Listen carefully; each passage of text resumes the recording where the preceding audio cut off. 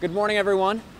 Thank you for coming. My name is Robert McNamara. I'm a senior attorney with the Institute for Justice. I'm joined here today by Darpana Sheth and Larry Salzman, both attorneys at the Institute for Justice, and Dr. Mark Montefronte, one of the plaintiffs in the lawsuit we're here to talk about today. The Institute for Justice is a nationwide public interest law firm.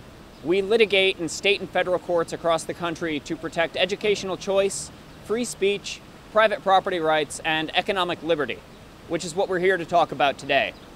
Economic liberty, or the basic right to earn an honest living without unnecessary interference from the government, is a right under constant assault every day in our country. And we're here specifically to talk about economic liberty in the field of healthcare. Over the past couple of years, there has been an enormous amount of debate over what the federal government can or should do to increase people's access to healthcare services. But all that while, state governments have been quietly limiting people's medical options, and doing so for no better reason than to funnel more money into the pockets of established businesses. They're called Certificate of Need requirements. And in 36 states, plus the District of Columbia, it is actually illegal to offer certain types of healthcare services or buy certain kinds of healthcare equipment without first getting special permission from the government. One of the very worst offenders is Virginia, and that is why today we've filed a major federal lawsuit asking the courts to strike down Virginia's Certificate of Need, or CON, requirement once and for all.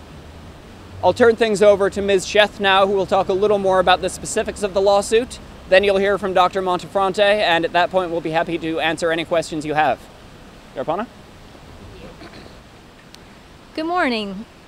This lawsuit is a constitutional challenge to an arbitrary requirement of Virginia that prevents our clients and others from offering safe, cost-effective, and innovative medical services.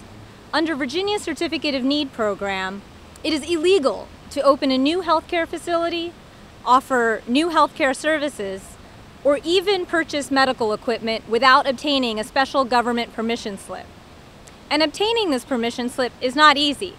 It is a lengthy, costly, and burdensome process that involves our clients having to go before adjudicative officers and prove that there is a need for these medical services. But patients and doctors, not government officials, should be the ones who determine, or in the best position to determine, what medical services and equipment are necessary in a given community.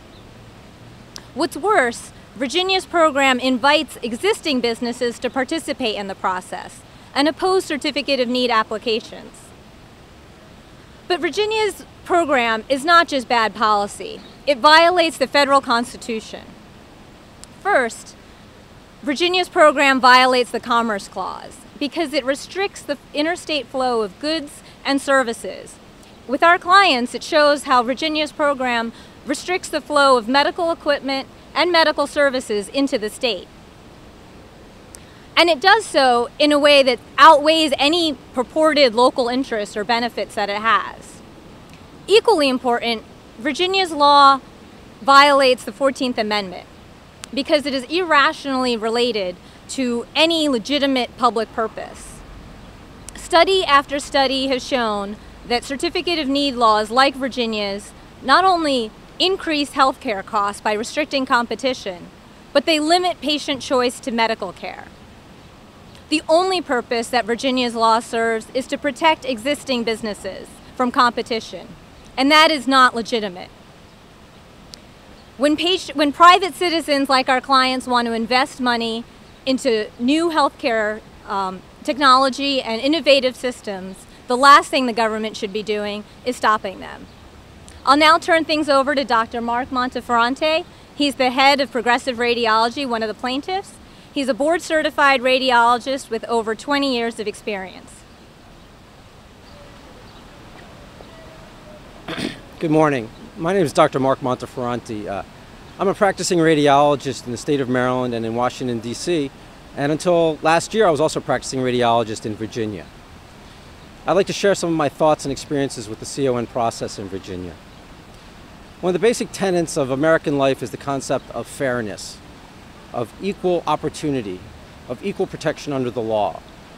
CON laws, by their nature, fly counter to this proposal. They foster protectionism and monopolies. History's shown over and over again that these sorts of policies increase cost, decrease choice for individuals, and stifle innovation.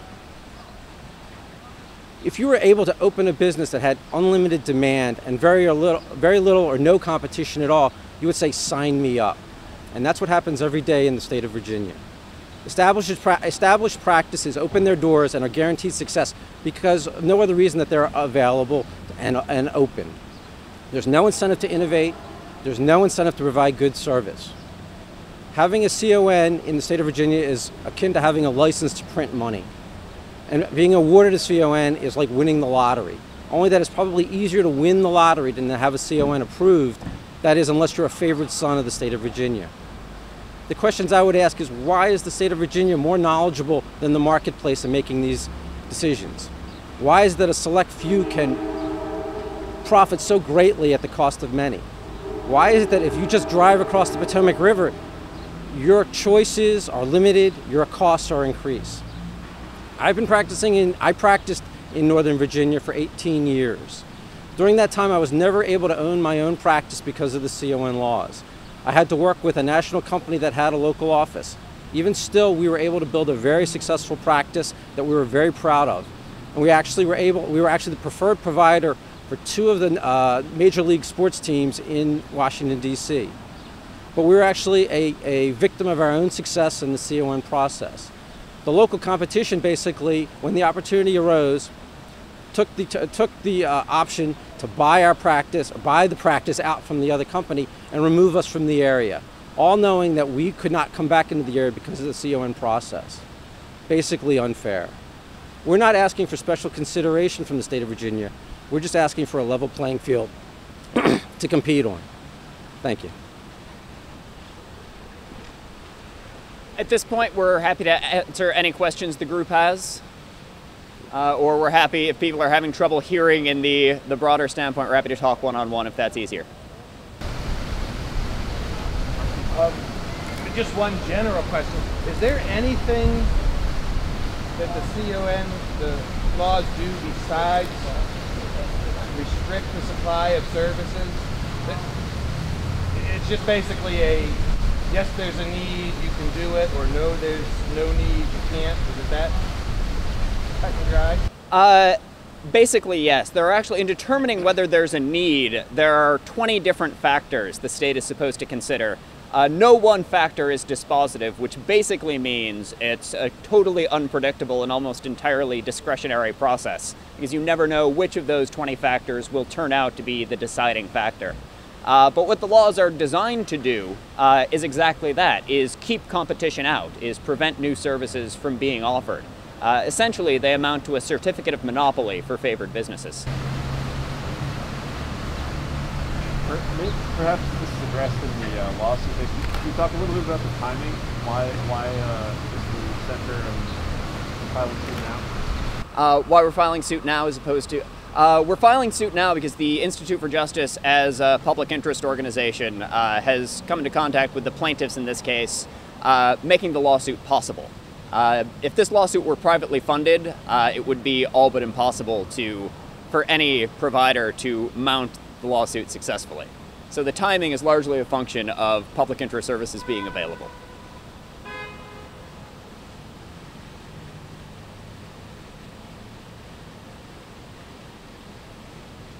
Okay. Thank you all very much for coming. We're happy to talk one-on-one if anyone has any further questions.